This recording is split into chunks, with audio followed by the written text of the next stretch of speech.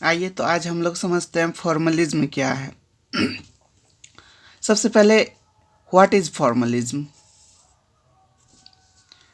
Literature में formalism literary theory का एक टर्म्स है जिसमें कि हमें समझना है व्हाट इज फॉर्मलिज्म। फॉर्मलिज्म कहते किसको है। बेसिकली फॉर्मलिज्म जो है वर्ड है ये फॉर्म वर्ड से आया है। देखिए FORM फॉर्म फॉर्म वर्ड से फॉर्मलिज्म आया है। अब इसका मतलब क्या होता है, जब हम when you study the form of literary work, formal device of a literary work like rhythm, metre, metaphor, syntax, narrative technique it is.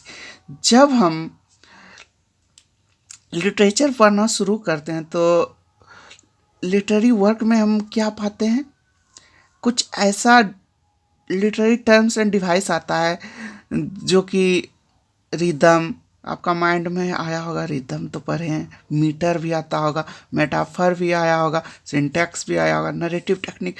ये सब जब आपके माइंड में आना शुरू हो जाए लिटरेचर पढ़ते पढ़ते, ये सब लिटरेरी डिवाइस है। और जब ये आपके दिमाग में आने लगे तो, और जब ये आने के बाद, ये पढ़ने के बाद आप ट्राई करते हैं कि इसका मीनिंग क्या है, हम मीनिंग समझें।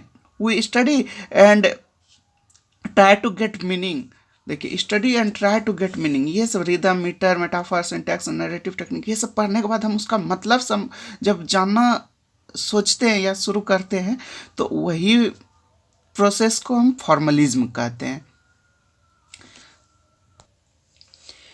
एक पॉइंट है न्यू क्रिटिसिज्म।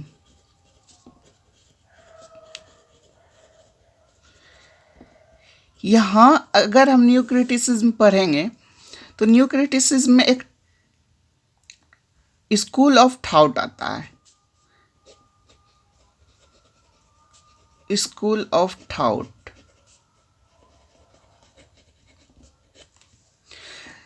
इस स्कूल ऑफ थॉट में भी सेम थ्योरी दिया गया है। अगर यहाँ एक पॉइंट हम लिख सकते हैं कि the both of school of thought are same, then what is difference. अगर फॉर्मलिज्म का भी स्कूल ऑफ थॉट यही है और न्यू क्रिटिसिज्म का स्कूल ऑफ थॉट यही है, तो डिफरेंस इसमें क्या आ जाता है, ये आपका माइंड में चल रहा होगा। तो इसे आइए समझते हैं पॉइंट बाय पॉइंट। तो स्कूल ऑफ थॉट जो है, न्यू क्रिटिसिज्म में एक टर्म आ गया। तो न्यू क्रिटिसिज्म कहते किसको है। न्यू क्रिटिसिज्म एक लिटरेरी थ्योरी है जो कि अमेरिका स्टार्टेड किया, अमेरिका ने इसे स्टार्टेड किया और ब्रिटेन, दोनों ने मिलके इसे स्टार्ट किया। इस वर्ड का फॉर्मेशन अमेरिका और ब्रिटेन ने किया 1920 के आसपास। तो स्कूल ऑफ थॉट का इमर्ज्ड यहाँ से शुरू हुआ, और इसको शुरू करने वाले कौन कौन थे, अमेरिका और ब्रिटेन, न्यू क्रिटिसिज्म को। तो ये न्यू क्रिटिसिज्म जो बातें कर रही थी, ये भी सेम बात कर रही थी। रिदम, मीटर, मेटाफर, सिंटैक्स, ये सब का ही मीनिंग वो भी जानना चाह रहे थे। तो फिर फॉर्मलिज्म का जो शुरुआत किया, फॉर्मलिज्म का शुरुआत यूरोपियन कंट्री ने मिलके किया। तो इसीलिए हम लोग कभी कभी ऐसा भी बोलते हैं, रशियन फॉर्मलिज्म बोलते हैं, हमेशा बोलते हैं। तो ऐसा इसलिए बोलते हैं क्योंकि रसिया, यूरोपियन कंट्री जितना है, रसिया, फ्रांस, ये सब मिल करके फॉर्मलिज्म का इन्वेंट किए, और वहीं से फॉर्मलिज्म इमर्ज शुरू हुआ, उभरना शुरू हुआ। तो Russia and France talking about the same school of thought. ये भी फॉर्मलिज्म में तो आप पढ़े ही आगे में क्या क्या बातें कर रहा है, रिदम, मीटर के बारे में, मीनिंग को जानना। तो दोनों का कॉन्फ्लिक्ट सेम रहने लगा। तब एक क्वेश्चन माइंड में आने लगा, what is difference between same school of thought. दोनों जब सेम बातें कर रहा है तो डिफरेंस क्या है। तो यहाँ डिफरेंस दोनों न्यू क्रिटिसिज्म में और फॉर्मलिज्म में, दोनों में डिफरेंस क्या है? दोनों में कॉन्सेप्ट सेम है, concept are one same, only difference is the country. Difference किस में है? कंट्री में डिफरेंस है। क्या डिफरेंस है? न्यू क्रिटिसिज्म को अमेरिका और ब्रिटेन मिलके स्टार्टेड किया और फॉर्मलिज्म को रशियन एंड फ्रांस ने मिल करके इसको इमर्ज किया। तो इस जगह से फॉर्मलिज्म बढ़ना शुरू हुआ और इसे हम रशियन फॉर्मलिज्म भी बेसिकली तौर पे बोला करते हैं। तो हम लोग समझ गए कि फॉर्मलिज्म और न्यू क्रिटिसिज्म दोनों स्कूल ऑफ थॉट में क्या डिफरेंस है। तो नेक्स्ट पॉइंट है, Russian formalism is associated with 3 society. Russian formalism तो आप समझ ही गए होंगे कि यूरोपियन कंट्री मिल करके जो फॉर्मलिज्म का इन्वेंट किया, इमर्ज्ड किया वर्ड फॉर्मलिज्म वर्ड का, तो वहाँ से हम लोग इसे बेसिकली तौर पे रशियन फॉर्मलिज्म बोलते हैं। तो ये Russian formalism is associated with 3 society. Russian formalism जो है ये 3 सोसाइटी से मिल करके बना है। ये 3 देखिए 3 क्रिटिक्स थे, अलग अलग अपना डिफरेंट काइंड का बातें को रखा करते थे। तो वे 3 टाइप के सोसाइटी मिल करके बना है, 3 वर्ड का फॉर्मेशन किए, उसे सोसाइटी ही बोलिए। तो पहला सोसाइटी का नाम है ओपोजस सोसाइटी। ओपोजस सोसाइटी में क्रिटिक्स क्या करते थे? जो क्रिटिकल वर्क लिखा करते थे उसे क्रिटिक्स कहा जाता था। क्रिटिक्स क्या करते थे? Study of poetic language. इसमें ओपोजस सोसाइटी में critics study of poetic language किया करते थे। और मॉस्को लिंग्विस्टिक, फिर पराग लिंग्विस्टिक, ये तीनों मिल करके, तीनों सोसाइटी मिल करके, ओपोजस, मॉस्को, पराग, तीनों मिल करके क्या बना? रशियन फॉर्मलिज्म बना। तीनों सोसाइटी का कंबाइंड से रशियन फॉर्मलिज्म बना। तो अब आप लोग समझ गए होंगे रशियन फॉर्मलिज्म क्या है। ये तीनों सोसाइटी का मेल से रशियन फॉर्मलिज्म बना। तो नेक्स्ट पॉइंट है, formalism use literature as a special mode of language. जो फॉर्मलिज्म पीपल हुआ करते हैं वो लिटरेचर का यूज कैसे करते हैं? स्पेशल मोड ऑफ लैंग्वेज, वो लैंग्वेज को एक अलग दृष्टिकोण से देखते हैं according to the formalist people. Formalist people जो है लिटरेचर को as a special mode of language के तौर पे देखते हैं। अब ये इसके नज़र में लिटरेचर का जो लैंग्वेज है 2 प्रकार के होते हैं। एक होता है कि पोएटिक लैंग्वेज और एक होता है ऑर्डिनरी लैंग्वेज। ये 2 सेंस निकाले यहाँ से, poetic language and ordinary language. तो ऑर्डिनरी लैंग्वेज के बारे में ये बोलते हैं कि ordinary language serve the purpose of communication, whereas ये ऑर्डिनरी लैंग्वेज के बारे में बोलते हैं कि इसमें जो है ऑर्डिनरी लैंग्वेज कोई ना कोई उद्देश्य से ये यूज किया जाता है। बोलने के क्रम में हम कोई ना कोई उद्देश्य से बोलते हैं। और पोएटिक लैंग्वेज के बारे में ये बोलते हैं क्या? It's self reflection. Poetic language को आप लिटरेरी लैंग्वेज भी बोल सकते हैं। पोएटिक लैंग्वेज के बारे में बोलते हैं ये सेल्फ रिफ्लेक्शन है, सेल्फ रिफ्लेक्शन। इससे इंसान अपने सोल को या अपने आप को कैसे बदल सकता है पोएटिक लैंग्वेज यूज करके। और ऑर्डिनरी लैंग्वेज को इंसान कोई ना कोई पर्पस से बोलते हैं। ये फॉर्मलिस्ट बोल रहे हैं ऐसा।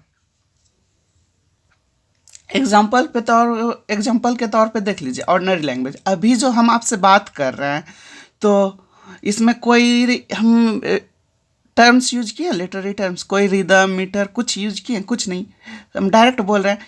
यही अगर हम पोएटिक लैंग्वेज बोलेंगे तो पोएटिक, या आप पोएम पढ़िएगा, कुछ तो टेक्स्ट में पोएम पढ़िएगा तो वहाँ देखिएगा रिदम का यूज होगा, मीटर का यूज होगा, मेटाफर का यूज होगा, मेटामनी का यूज होगा, बहुत सारा लिटरेरी फिगर का यूज होना शुरू हो जाएगा। तो आप डिफरेंस समझ रहे हैं ऑर्डिनरी लैंग्वेज और पोएटिक लैंग्वेज में? समझ ही गए होंगे फॉर्मलिस्ट के अनुसार। और अपने तौर पे भी खुद पे लेकर के समझिए कि क्या डिफरेंस है। विक्टर सेक्लोवस्काय, ये एक फॉर्मलिस्ट राइटर है, फीमेल फॉर्मलिस्ट राइटर है। इन्होंने लिटरेरी लैंग्वेज या पोएटिक लैंग्वेज के बारे में बोली है।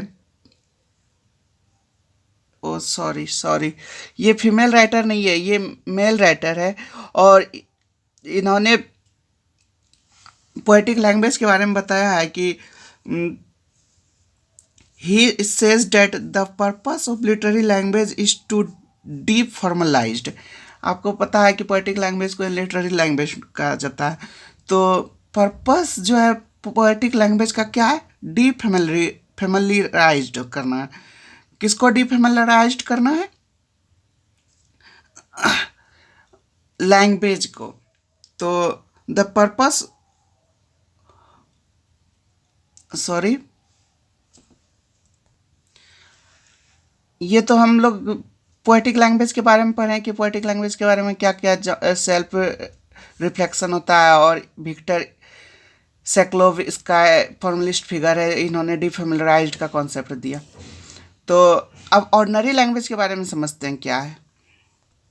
और ऑर्डिनरी लैंग्वेज के बारे में है कि communicate the things to you.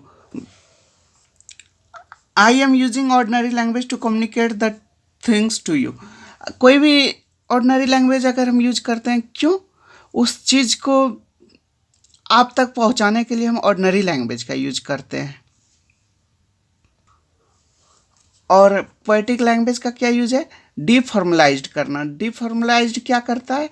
ये आर्ट को, इमोशन को, और ये लिटरेचर का इमोशन को प्रोड्यूस करता है अपने आपके अंदर, पोएटिक लैंग्वेज। तो डिफरेंस बिटवीन समझ गए होंगे ordinary language and poetic language में क्या है। पोएटिक लैंग्वेज एक बार और समझ लीजिए। पोएटिक लैंग्वेज जो है ये डिफॉर्मलाइज्ड करता है पीपल को, वो आर्ट को, लिटरेचर को प्रोड्यूस करता है, इमोशन, लिटरेचर का इमोशन को आपके अंदर प्रोड्यूस करता है। और ऑर्डिनरी लैंग्वेज क्या करता है कि कोई भी बात को आपके तक पहुंचाने में मदद करता है, communicate the things to you. अब पोएटिक लैंग्वेज में एक डिफॉर्मलाइज्ड, फैमिलियराइज्ड एक वर्ड आया जो कि आप लोग के दिमाग से ऊपर जा रहा होगा। Their art literature produces emotion. तो डिफैमिलियराइज्ड जो है आर्ट को और साथ में लिटरेचर को प्रोड्यूस करता है, लिटरेचर का इमोशन को प्रोड्यूस करता है। एक एग्जांपल के तौर पे समझ लीजिए कि हम आपको बोल रहे हैं my love is like a red rose. जैसे बोलें कि my love is like a red rose, तो ये हम पोएटिक लैंग्वेज में बोलें, पोएटिक लैंग्वेज में बोलें। आप इसका मीनिंग निकाल सकते हैं कि हम क्या बोल दिए आपको। यही हम सिंपल लैंग्वेज में बोल देते कि मेरी जो है गर्लफ्रेंड वो एकदम गुस्सैल किस्म की है, ऐसे बोल देते तो आप समझ जाते। वो डायरेक्ट आपको वर्ड आपका माइंड में अटैक कर गया। लेकिन हम पोएटिक लैंग्वेज के तौर पे यूज किए my love is like red rose. अब आपका दिमाग एकदम सोचना शुरू कर दिया कि क्या कर रहा है क्या नहीं, डायरेक्ट अटैक कर रहा है। You are comparing love to some other things और different metaphor using and by comparing love to a totally different thing. हम यहाँ अपना प्यार को एकदम अलग चीज़ से कंपेयर कर दिए, एकदम डिफरेंट चीज़। आप चाह के भी नहीं बता सकते हम क्या किए। मेरा मन में है कि हम क्या किए, आपका मन में होगा कुछ दूसरा, ऐसे करके। तो यही है डिफेमिलियरिंग, इसी को डिफेमिलियरिंग कहा जाता है। तो love and that is how you creates the emotion in the mind of the readers. और हम कैसे आपके दिमाग में इमोशन का क्रिएट किए, इसी को लिटरेचर का आर्ट कहा जाता है। लिटरेचर प्रोड्यूस इमोशन, यहीं पे आपका माइंड में जो इमोशन आया उसी को पोएटिक लैंग्वेज कहा गया, डिफेमिलियराइज्ड कर दी।